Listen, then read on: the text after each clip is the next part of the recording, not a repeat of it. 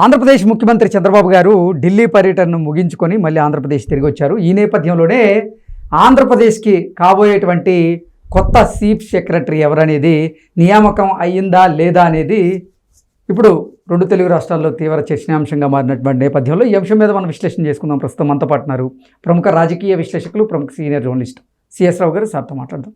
Sir నమస్తే. Sir నమస్తే. చంద్రబాబు గారు ఢిల్లీ పర్యటనను ముగించుకొని మళ్ళీ ఆంధ్రప్రదేశ్కి తిరిగి వచ్చారు.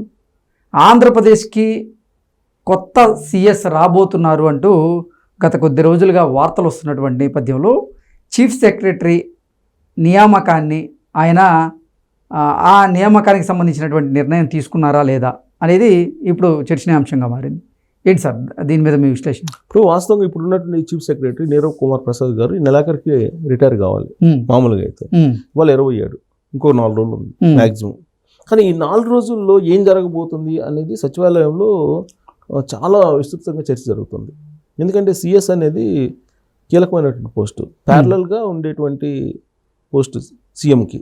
కాబట్టి అది చాలా కీలకమైన పోస్టు. దాంట్లోకి ఎవరు రాబోతున్నారు అనేటువంటి చర్చ జరుగుతుంది. మళ్ళా నీరవ్ కుమార్ ప్రసాద్ గారిని కంటిన్యూ చేస్తారా, మరొక 6 నెలలు చేసే అవకాశం ఉందా అనేటువంటిది కూడా నడుస్తుంది. ఎందుకంటే ఈ 4 రోజుల పాటు అసలు ఫైనల్ కాలేదు కదా. ఇప్పటివరకు ఒకవేళ ఫైనల్ అయ్యి ఏదైనా పేర్లు ప్రస్తావిస్తుంటే కనుక ఎవరో ఒకరు వస్తున్నారు కొత్త వాళ్ళు అనుకోవచ్చు. కానీ ఈ రిటైర్మెంట్ డేట్ అయితే నెలాఖరికి అయిపోతుంది. ఇంకా 4 రోజులే, 4 డేస్. ఈ 4 డేస్ ఉన్నప్పుడు ఎవరు సిఎస్ అనేది ఇప్పటివరకు ఇతిమిద్దంగా స్పష్టంగా బయట రావట్లా. దాంతో రకరకాల పేర్లు వినిపిస్తున్నాయి. నీరవ్ కుమార్ ప్రసాద్ గారు అయితే రిటైర్ ఖాయము, అది ఆయనకి ఎక్స్టెండ్ చేసే అవకాశం లేదు అని తెలుస్తుంది. పైగా ఆయనకి ఏంటంటే ఆయన రిటైర్ అయిన తర్వాత ప్రభుత్వంలోనే ఏదో ఒక సలహాదారు పదవి ఇవ్వాలనేది కూడా డిసైడ్ అయ్యారని కూడా ఒక సమాచారం. కాబట్టి ఇంకా ఆయన సిఎస్గా రిటైర్ కాబోతున్నారు. బట్ ఆయన ప్లేస్లో ఎవరు వస్తారు, అది ఇంపార్టెంట్. ఆయన ప్లేస్లో ఎవరు అనే దాని మీద విస్తృతంగా చర్చ జరుగుతుంది. గతంలో ఎప్పుడూ లేని విధంగా ఈసారి, ఎందుకంటే 4 డేస్ ఉంది కదా దాంతో. సో ఇప్పుడు వినిపిస్తున్నటువంటి పేర్లు ఏంటి మనకి, యాక్చువల్గా సీనియారిటీ ప్రకారం అయితే శ్రీలక్ష్మి ఆల్రెడీ స్పెషల్ చీఫ్ సెక్రటరీగా ఉన్నారు. ఆవిడ సీనియారిటీ ప్రకారం అయితే ఆవిడకి రావాలి.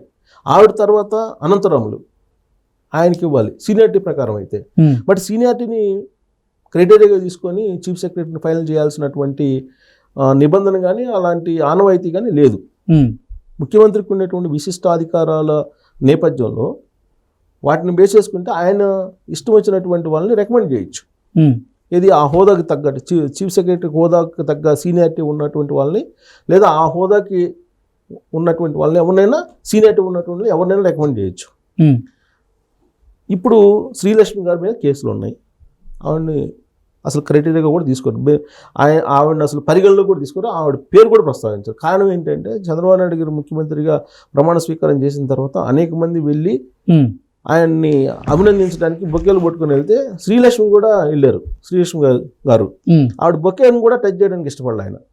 ఆవిడ తీసుకెళ్ళినటువంటి బొకేను టచ్ చేయడానికి కూడా ఇష్టపడలే. కారణం ఏంటంటే ఆవిడ మీద అనేకమైన కేసులు ఉన్నాయి. జగన్మోహన్ రెడ్డి గారు జైలు మీట్ ఆవిడ. కాబట్టి ఆవిడ పేరు అసలు ప్రస్తావనే ఉండదు.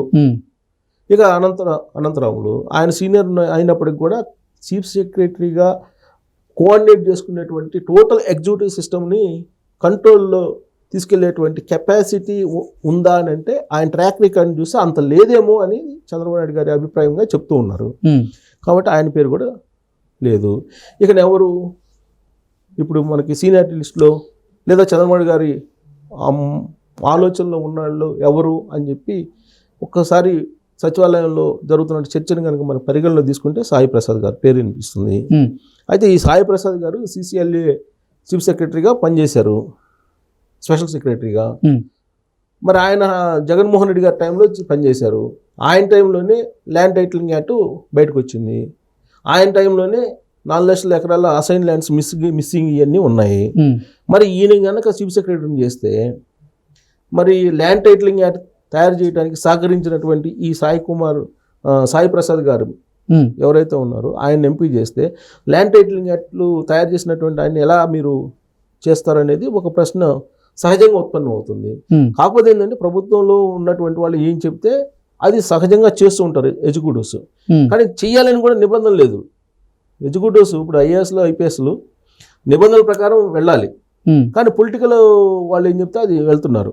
అలానే సాయి ప్రసాద్ గారు తప్పు చేశారు, ల్యాండ్ టైటింగ్ యాక్ట్కి సంబంధించి కానీ లేదా ఈ అసైన్ ల్యాండ్స్కి సంబంధించిన కానీ హోల్డ్ చేసి వాటిని అక్రమంగా రిజిస్ట్రేషన్ చేయించుకున్నారు. దాని మీద చర్యలు ఎగ్జిక్యూటివ్గా ఈయన తీసుకోవాలి కానీ తీసుకోలేదు అనేటువంటి ఒక మైనస్ పాయింట్ ఆయనకు ఉంది. మరి ఆ మైనస్ పాయింట్ని పరిగణనలో తీసుకుంటే చంద్రబాబు నాయుడు గారు ఆయన పేరును కూడా పక్కన పెట్టేసే అవకాశం ఉంది. ఇంకెవరున్నారు? సిసోడియా గారు ఆయన ట్రాక్ రికార్డు అవన్నీ కూడా బాగున్నాయి. అంతకుముందు రాజ్భవన్లో కూడా పనిచేశారు. కాబట్టి ఆయనకి ఇవ్వడానికి ఉన్నటువంటి అర్హతలు అన్నీ ఉన్నాయి. చంద్రబాబు నాయుడు గారు గుడ్ లుక్స్లో కూడా ఉన్నారు. సో కాబట్టి ఇప్పుడు CCLA చీఫ్ సెక్రటరీగా ఉన్నారు ఆయన. సో ఆయనకి అన్ని అర్హతలు ఉన్నాయి, గుడ్ ట్రాక్ రికార్డు ఉంది, సీనియారిటీ ఉంది, అన్నీ ఉన్నాయి. కాబట్టి ఆయన్ని మొదటి ప్రాధాన్యత కింద చంద్రబాబు నాయుడు గారు తీసుకునే అవకాశం ఉంది. ఈ కాకపోతే ఇంకెవరిని తీసుకునే అవకాశం ఉంది అని అంటే పైరువీలు చేసుకుంటున్నారు మిగతా వాళ్ళు. కొంతమంది పైరువీలు చేసుకునే వాళ్ళు ఎవరు? ఒక బీసీకి సంబంధించినటువంటి చీఫ్ సెక్రటరీ, ఒక బీసీకి సంబంధించినటువంటి IAS, సీనియర్ IAS, ఆయన కొన్ని వేల కోట్ల రూపాయలు సంపాదించారు అనేటువంటిది సచివాలయంలో వినిపిస్తుంది. ఆయన ఎవరనంటే జగన్మోహన్ రెడ్డి గారు అధికారంలో ఉన్నప్పుడు సెకీ ఒప్పందాలు కుదర్చడానికి కానీ కీలకంగా వ్యవహరించినటువంటి IAS అని చెప్పి చెప్తూ ఉన్నారు. ఆయన పేరు చెప్పడానికి అయితే నేను ఇష్టపడలేదు. సో ఒక SC సామాజిక వర్గానికి చెందిన IAS పేరు కూడా బలంగా వినపడుతుంది. ఆ SC అంటే బీసీకి ప్రాధాన్యత ఇస్తారు అనేది బీసీ నాయకులు ఇతని పేరుని ప్రమోట్ చేస్తున్నారు. సో బీసీ నాయకులు ప్రమోట్ చేస్తున్నారు. బీసీ నాయకులు ప్రమోట్ చేస్తున్నటువంటి ఈ వ్యక్తికి వేల కోట్ల రూపాయలు ఉన్నాయి. ప్లస్ ఆయన కూడా లాబింగ్ చేస్తున్నారు. ఇది ఆర్థికంగా డబ్బుల పరంగా లాబింగ్ చేస్తున్నారు రకరకాల కోణాల నుంచి అని చెప్పి వినిపిస్తుంది సచివాలయ వర్గాల్లో. ఆయనకి ఇస్తే కనుక ప్రభుత్వానికి బ్యాడ్ వచ్చేటువంటి అవకాశం ఉందనేది ఒకటి వినపడుతుంది.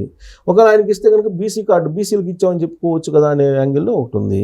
తెలుగుదేశం పార్టీలో ఈ మధ్యకాలంలో చంద్రబాబు నాయుడు గారికి లేఖ రాసినటువంటి ఒక లీడరు ఈయనకి ఒత్తాసు పలుకుతున్నారు, ఈయనకి చీఫ్ సెక్రటరీకి ఇప్పించాలని ప్రయత్నం చేస్తున్నారు అనేది కూడా ఒకటి వినిపిస్తుంది.